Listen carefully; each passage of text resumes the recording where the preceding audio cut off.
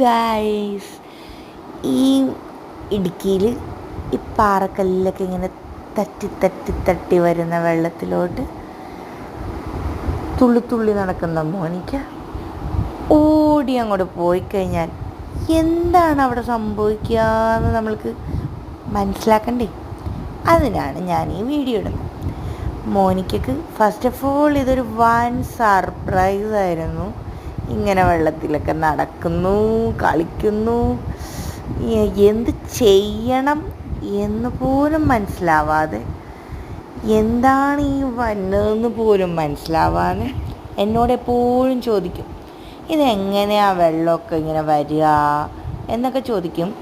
അപ്പോൾ പുള്ളിക്കാരി അതിനകത്ത് തിമിർത്തങ്ങോട്ട് ആഘോഷിക്കുകയാണ്.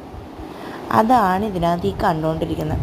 അതിനകത്ത് വരുന്ന വെള്ളാരം കല്ലുകൾ വെറുക്കുന്നു, വെള്ളത്തിൽ കളിക്കുന്നു, എന്താണ് എന്ന് കൊച്ചിനെന്നെ അറിയാൻ പാടില്ല.